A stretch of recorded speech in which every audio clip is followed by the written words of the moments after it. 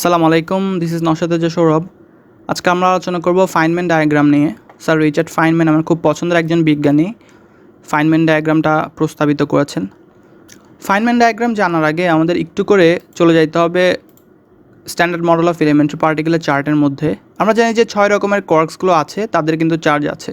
এরপর ল্যাপটনসের মধ্যে electron, muon এবং টাউয়ের চার্জ আছে, কিন্তু নিউট্রিনোগুলোর কোনো চার্জ থাকে না। এরপর নর্মালি বোসনিক পার্টিকেলসগুলো কিন্তু কোনো চার্জ থাকেই না।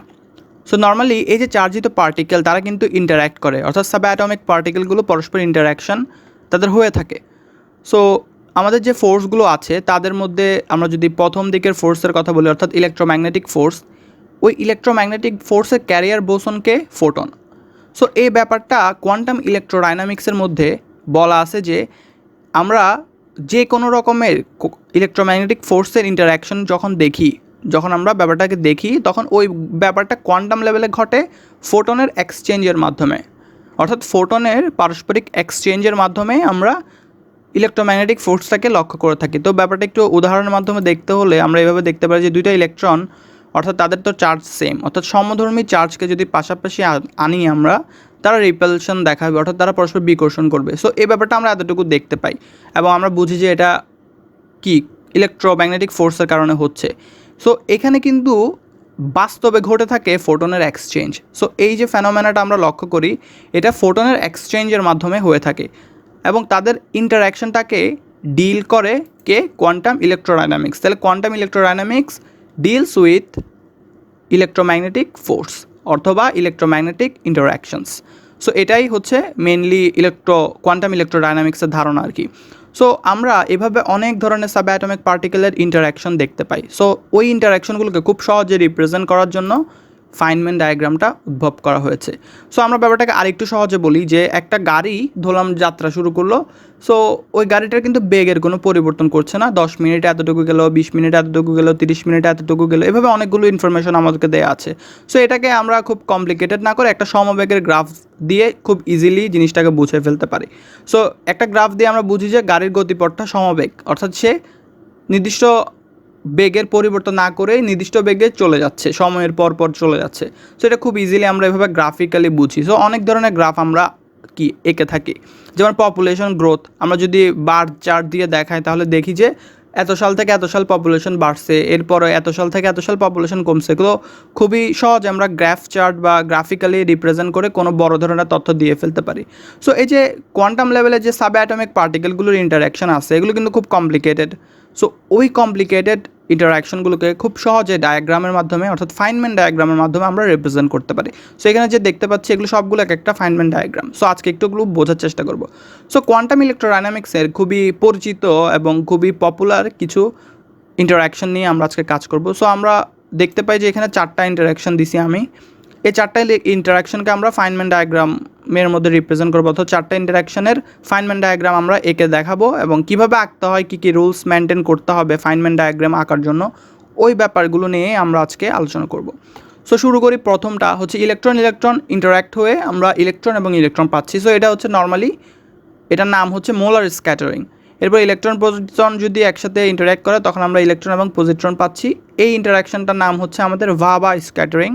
আর এটা তো খুবই পরিচিত, ইলেকট্রন ফোটন একসাথে ইন্টারাক্ট করে হবে ইলেকট্রন ফোটন। এটা হচ্ছে আমাদের খুবই পরিচিত কম্পটন স্ক্যাটারিং।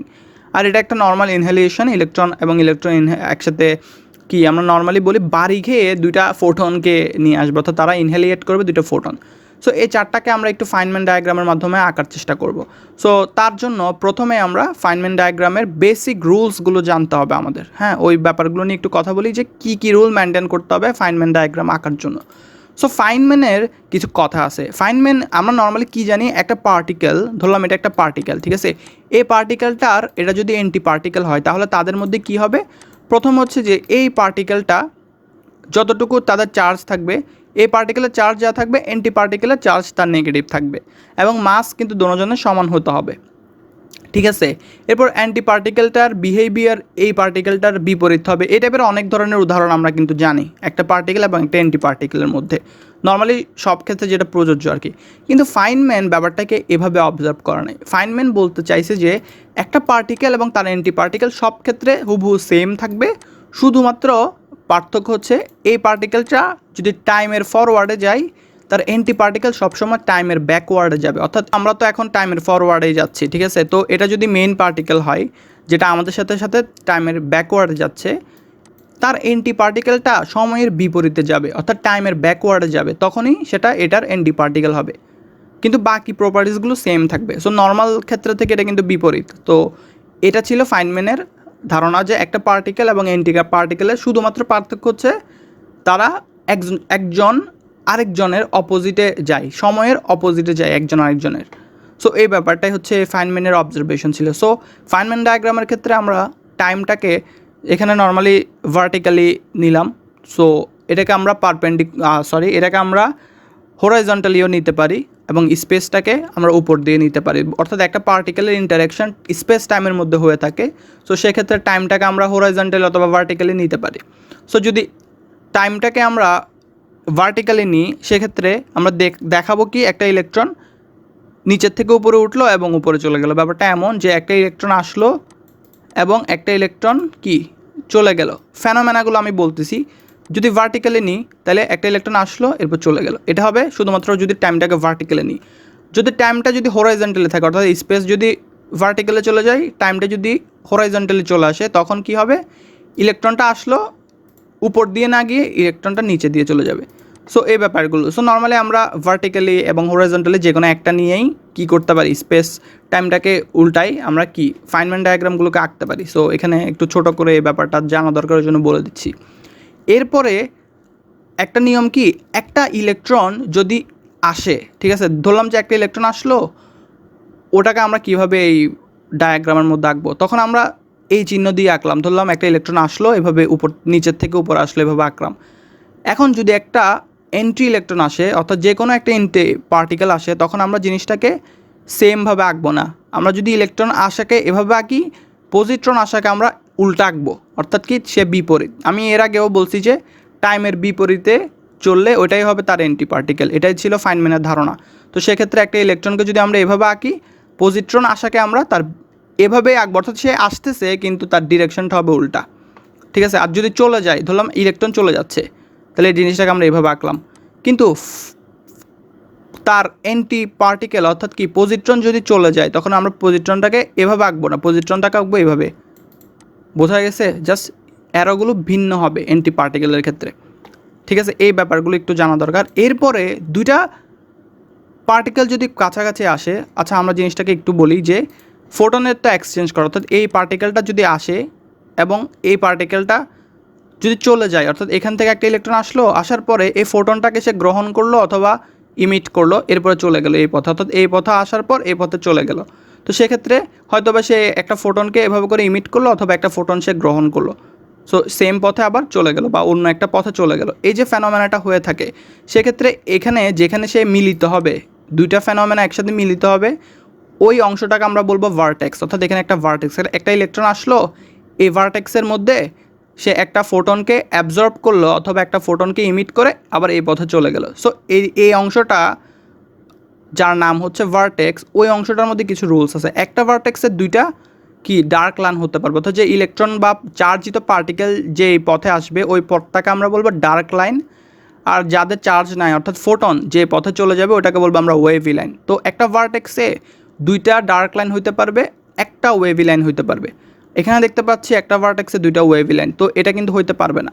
অর্থাৎ ইলেকট্রন আসবে, ফোটনকে ত্যাগ করবে অথবা গ্রহণ করবে এবং চলে যাবে, এই কাজটা হইতে পারে। এখন একটা ইলেকট্রন আসলে দুইটা ফোটনকে সে করতে পারে না ত্যাগ, অথবা দুইটা ফোটন একসাথে এসে একটা ইলেকট্রনকে সে ইমিট করতে পারে না।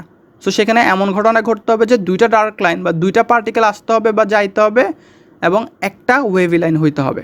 সো এই রুলগুলো মেনটেন করতে হবে।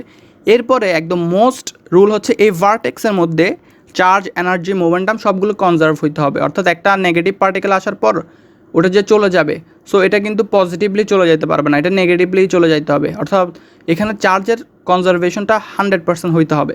সো আমরা এই যে চারটাকে এখন আঁকবো, তখন আমরা এগুলোকে আরও ভালোভাবে বুঝবো। তাহলে প্রথমটা যদি বলি ইলেকট্রন ইন্টারাক্টের মাধ্যমে ইলেকট্রন যদি পাই, সেক্ষেত্রে ওটাকে আমরা বলছি মোলার স্ক্যাটারিং। তো আমরা এখন মোলার স্ক্যাটারিংটাকে দেখব। সো মোলার স্ক্যাটারিংটাকে দেখতে এমন যে প্রথমে একটা ইলেকট্রন আসলো, ঠিক আছে, এরপর আরেকটা ইলেকট্রন আসলো, যে দুইটা ইলেকট্রন আসার ফলে তারা ইন্টারাক্ট করলে আরও দুইটা ইলেকট্রন চলে যাচ্ছে, এই ব্যাপারটা হচ্ছে মোলার স্ক্যাটারিং। সো প্রথমে একটা ইলেকট্রন আসলো, এখান থেকে একটা ইলেকট্রন আসলো, তো আসার ফলে তারা এটা যদি ভার্টেক্স হয় তাহলে এও আসলো। এখন ব্যাপারটা বুঝি যে তারা একটা ফোটনকে ইমিট করবে অথবা গ্রহণ করবে। সো আমি ধরলাম যে এই যে উপরের ইলেকট্রনটা আছে ও ফোটনটাকে কী করলো, ইমিট করলো, তাহলে এ কিন্তু গ্রহণ করতে হবে, যেহেতু এও আসতেছে, একজন ইমিট করলে আরেকজনটা অ্যাবজর্ব করবে। তো সো এ কিন্তু এটাকে ইমিট করলো, সো এ কী করলো, গিয়ে এটাকে অ্যাবজর্ব করার ফলে এই পথে চলে গেল, এই পথে চলে গেল। এটাই তো মেইনলি, একটা ইলেকট্রন আসলো আর একটা ইলেকট্রন আসলো, দুইটা একসাথে ফোটনের এক্সচেঞ্জ করলো, তারা এ ছাড়লো, এ নিল, এরপর এর পথে চলে গেলে ওই এর পথে চলে গেল। এটাই হচ্ছে মোলার স্ক্যাটারিং, যে দুইটা ইলেকট্রন আসলো, দুইটা ইলেকট্রন চলে গেল, এই যে দুইটা ইলেকট্রন আসলো, দুইটা ইলেকট্রন চলে গেল। সো এই যে এটা ভার্টেক্স, এই ভার্টেক্সে কি রুল মেনটেন হয়েছে, এই ব্যাপারটা দেখবো, যে দুইটা ডার্ক লাইন ঠিক আছে, একটা ওয়েভি লাইন, এই যে দুইটা ডার্ক লাইন একটা ওয়েভি লাইন ঠিক আছে। এবার দেখবো চার্জ, এই যে ইলেকট্রন আসতেছে অর্থাৎ নেগেটিভ চার্জ আসলো, এরপর এখানে এই নেগেটিভ চার্জ চলে গেল, সো আসলো মাইনাস, এরপর ওটা থেকে বিয়োগ দিব কাকে, আরেকটা নেগেটিভ চার্জকে, তাহলে নেগেটিভ মাইনাস নেগেটিভ, তাহলে প্লাস মাইনাসে প্লাস সেম, অর্থাৎ এখানে চার্জ কিন্তু কনজার্ভ হইল।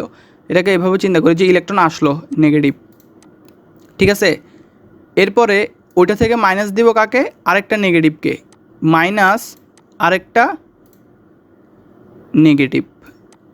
ব্যাপারটা বোঝা গেছে যে একটা ইলেকট্রন আসলো, এটা হচ্ছে নেগেটিভ চার্জ, ওটা থেকে বিয়োগ দিতে হবে কাকে, আরেকটা নেগেটিভ চার্জকে, যে নেগেটিভ চার্জ বিয়োগ দিব এটার নেগেটিভ চার্জ, তাহলে এটা থেকে এটা যদি বাদ দিই তাহলে মাইনাসে প্লাস, তাহলে সবাই সেম কিন্তু প্লাস মাইনাসে গেল গা, তাহলে এখানে কিন্তু চার্জের কনজার্ভ হইল, ঠিক আছে। বাকি স্ক্যাটারিংগুলোতে আমরা এভাবে করে চিন্তা করব। সো এখানে কিন্তু রুল মেনটেন করলো এবং এটা কিন্তু হইলো, তাহলে এই যে ইন্টারাকশনটা অর্থাৎ ইলেকট্রন প্লাস ইলেকট্রন ইন্টারাক্ট করে ইলেকট্রন পাচ্ছি, ওইটাকে আমরা এইভাবে ফাইনম্যান ডায়াগ্রাম দিয়ে আঁকতে পারি, এটাই হচ্ছে তার ফাইনম্যান ডায়াগ্রাম। এবার আমরা দেখব ভাওয়া স্ক্যাটারিং, অর্থাৎ ইলেকট্রন পজিট্রন আসার ফলে ইলেকট্রন পজিট্রন পাবো। সো এটা খুবই ইম্পর্টেন্ট, এটা একটু খেয়াল করতে হবে। সো প্রথমে একটা ইলেকট্রন আসলো, এই যে পথ দেখা যাচ্ছে, এদিকে আসার জন্য অ্যারো চিহ্ন এদিকে, এরপর একটা পজিট্রন আসলো, তো আসার ক্ষেত্রে কিন্তু ইলেকট্রনের মতো হবে না, বিপরীত চিহ্ন, আমি আগেও বলছি, যেহেতু এটা অ্যান্টি পার্টিকেল চিহ্ন বিপরীত, তাহলে এটা একটা পজিট্রন আসলো, আসার ফলে এই ইলেকট্রনটা আসলো, ও ইলেকট্রনটাকে ধরলাম কী করলো, ইমিট করলো, তাহলে এর থেকে কিন্তু অ্যাবজর্ব করতে হবে, তাহলে এই ইলেকট্রন আসলো, এখানে একটা কী করলো, ফোটনকে সে ইমিট করলো, এরপর এই যে পজিট্রনটা আছে ও কী করলো, এই ফোটনটাকে অ্যাবজর্ব করে এই পথে চলে গেল। তো চলে গেল ক্ষেত্রে কিন্তু এই পাশে অ্যারো হবে না, অ্যারো হবে উল্টা, তার মানে এটা উল্টা, অর্থাৎ এখানে পজিট্রন আসলো, ইলেকট্রনের যে ছাড়া ফোটনটা আছে ওইটা গ্রহণ করে এই পথে চলে গেল। সো এখানে কিন্তু অ্যারো নেগেটিভ, তো এটা ঠিক আছে। আর ইলেকট্রন আসলো, ইলেকট্রন ছাড়লো, উপর দিয়ে চলে গেল, তাহলে ব্যাপারটা কি, ভার্টেক্সে দেখা যাচ্ছে কি ইলেকট্রন আসলো চলে গেল, তো এখানে ব্যাপারটা কি দেখি, নেগেটিভ মাইনাস নেগেটিভ, তাহলে নেগেটিভ পজিটিভ প্লাস মাইনাস গেল গা। এখানে চিন্তা করি এবার, একটা পজিট্রন আসলো অর্থাৎ পজিটিভ মাইনাস কী হলো, এখান থেকে আবার চলে গেলো, আবার পজিটিভ, তাহলে পজিটিভ প্লাস মাইনাস কাটাকাটি, তাহলে গেল। এখানেও কিন্তু চার্জের কনজারভেশনটা হইলো, আর এরা কী করলো, পরস্পর ফোটনকে এক্সচেঞ্জ করলো, এটাই হচ্ছে ভাওয়া স্ক্যাটারিং, অর্থাৎ ইলেকট্রন পজিট্রন পাচ্ছে। এবার দেখবো ইলেকট্রন ফোটন মিলে ইলেকট্রন ফোটন পাবে, এটা খুবই ফ্যামিলিয়ার আমাদের কাছে, আর এটা হচ্ছে আমাদের কম্পটন স্ক্যাটারিং। তাহলে এবার দেখবো কম্পটন স্ক্যাটারিং, তো এখানে কি হইলো, একটা ফোটন আসবে, একটা ইলেকট্রন আসবে, তারা ইন্টারাক্ট করে একটা ফোটন এবং একটা ইলেকট্রন পাবো। সো একটা ইলেকট্রন আসলো, এই পথে আসলো, এবং একটা ফোটন এই পথে আসলো, ঠিক আছে।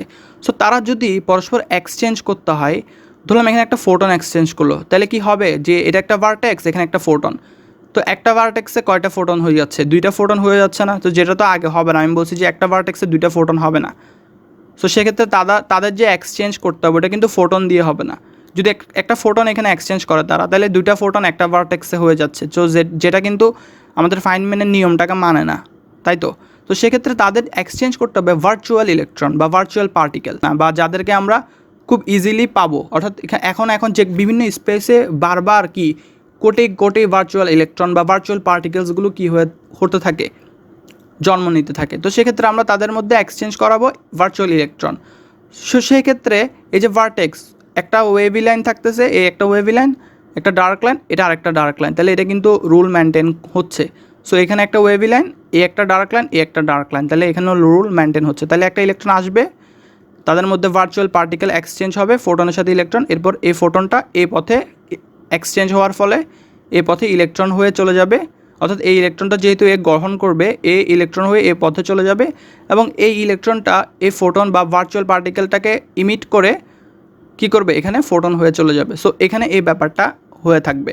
এবার যদি চার্জের ব্যাপার আসি, তাহলে একটা ফোটন, এটা কিন্তু কোনো চার্জই নাই, ফোটন চার্জলেস, ঠিক আছে। তাহলে এই ভার্টেক্সে হচ্ছে শুধুমাত্র একটা ইলেকট্রন, ঠিক আছে, একটা ইলেকট্রন মাইনাস চার্জ, এখানে একটা ইলেকট্রন কিন্তু আসতেছে তারা, অর্থাৎ একটা ইলেকট্রন আসলো এই পথে এবং এই পথে চলে গেল। তাহলে এটা হচ্ছে আসার ক্ষেত্রে মাইনাস আর চলে যাওয়ার ক্ষেত্রে কিন্তু প্লাস, অর্থাৎ মাইনাস মাইনাস প্লাস, অর্থাৎ কি এই মাইনাস থেকে বাদ দিব একটা মাইনাস দিয়ে এই মাইনাসকে, অর্থাৎ মাইনাসে মাইনাসে প্লাস, প্লাসে মাইনাসে মাইনাস গেলগা। এদিকে চিন্তা করে একটা ইলেকট্রন আসলো অর্থাৎ মাইনাস আসলো এবং এখান থেকে আরেকটা মাইনাস গেলগা, তাহলে মাইনাস মাইনাস মাইনাস, অর্থাৎ মাইনাসে মাইনাসে প্লাস, প্লাসে মাইনাসে মাইনাস গেলগা। একদম হুবহু সেম নিয়ম, যেহেতু এদিকে কোনো কিছু নাই। তাহলে এই ভার্টেক্সে এবং এই ভার্টেক্সে আমাদের কিন্তু চার্জের কনজারভেশন হয়েছে। সো এটাই হচ্ছে কম্পটন স্ক্যাটারিং। পরবর্তীতে দেখবো আমরা পেয়ার ইনহেলেশন, যেখানে কি করব, দুইটা ইলেকট্রন আসবে এবং দুইটা ফোটন আমরা পাবো। তাহলে এখানে আর লিখলাম না যে একটা ইলেকট্রন আসলো, এখান থেকে আরেকটা কি আসলো ইলেকট্রন, কই একটু দেখি আমরা, যে একটা ইলেকট্রন মিলে দুইটা ফোটন পাবো। তাহলে একটা ইলেকট্রন আসলো, এরপরে এখানে আরেকটা, এটা একটু ভুল দিছি আমি, এখানে আরেকটা ইলেকট্রন আসবে হবে, এটা আমি উল্টা দিয়ে দিছি। তাহলে আরেকটা ইলেকট্রন আসলো, এটা আসবেটা হবে, এটা আমি উল্টা একটা, আমি পজিট্রনটা দিয়ে দিলাম ভুলে। তাহলে এই তো এখানে একটা ইলেকট্রন আসলো, এদিক থেকে একটা ইলেকট্রন আসলো। সো তাদের মধ্যে কিন্তু এখানে এটা হচ্ছে ভার্টেক্স, একটা ভার্টেক্স। তাহলে ভার্টেক্সে চেঞ্জ করতে হবে কি ওয়েভলেন্থ, তো তারা যদি পরস্পর ওয়েভলেন্থ চেঞ্জ করে তাহলে কিন্তু হবে না। তো এখানে তাদের মধ্যে কিন্তু বিনিময় হয়ে যাচ্ছে, পরবর্তীতে যদি তারা চলে যায় সেক্ষেত্রে এটা মোলার স্ক্যাটারিং হয়ে যাচ্ছে। কিন্তু এখানে তারা যদি ভার্চুয়াল পার্টিকেল এক্সচেঞ্জ করে ফেলে পরস্পরের মাধ্যমে, অর্থাৎ ইলেকট্রন আসলো এখান থেকে একটা ইলেকট্রন আসলো, তো পরস্পর ভার্চুয়াল পার্টিকেল এক্সচেঞ্জ করে তারা ফোটন হয়ে চলে গেল, তো সেক্ষেত্রে তারা এই যে এটা পেয়ার ইনহেলেশনটাকে ক্রিয়েট করবে। সো এখানে আসলে খুব ছোটোভাবে একটু হালকা পাতলাভাবে বোঝাতে চেষ্টা করেছে, এটা কিন্তু খুব বড় ধরনের একটা বিষয়, এটা 20 মিনিটের একটা ভিডিওতে ব্যাপারটা বোঝানো পসিবল না। সো এটাকে আরও সুন্দরভাবে বোঝাতে পারতাম যদি আমি লিখে লিখে বা বোর্ডে ব্যাপারটা বোঝাইতে পারতাম, কিন্তু আমি হালকা পাতলা এটাকে ডিসকাস করলাম। আমার চ্যানেলে থাকুক যারা একটু জানতে চায় ওরা একটু হালকা পাতলা ব্যাপারটা বুঝুক, যে মেনলি বুঝুক যে একটা ইলেকট্রনকে আমরা যদি সময়ের বিপরীতে ধরি তখন সেটা ইলেকট্রনের নেগেটিভ পার্টিকেল বা অ্যান্টি পার্টিকেল হিসেবে বলা হয়। এটা হচ্ছে ফাইনম্যানের ধারণা, ঠিক আছে। এবং আমরা বড় বড় ইন্টারাকশনগুলোকে খুব সহজে গ্রাফিক্যাল রিপ্রেজেন্টেশন দিতে পারি ফাইনম্যান ডায়াগ্রাম দিয়ে। সো এই ব্যাপারটা যদি জানি তাহলেই হয়ে যাচ্ছে। এরপরে কোয়ান্টাম ইলেকট্রোডাইনামিক্স হচ্ছে ডিল করে কাদেরকে নিয়ে, এই যে ইলেকট্রোম্যাগনেটিক ফোর্সের মধ্যে যে ইন্টারাকশনগুলো হয় ওই ইন্টারাকশনগুলো নিয়ে, এবং তাদের ইন্টারাকশন যেগুলো আমরা দেখি চোখে, যে negative negative repulsion, positive negative attraction, ওই ব্যাপারগুলো আসলে ফোটনের এক্সচেঞ্জ দিয়ে হয়ে থাকে, বা ওই ব্যাপারগুলো আসলে হয়ে থাকে ফোটনের এক্সচেঞ্জের মাধ্যমে। এই ব্যাপারগুলো কেউ একজন জানলেই আসলে এই ভিডিওটা করা সার্থক হবে। সো ধন্যবাদ সবাইকে, আশা করি সাথে থাকবেন, পরবর্তী ভিডিওতে দেখা হবে। আসসালামু আলাইকুম।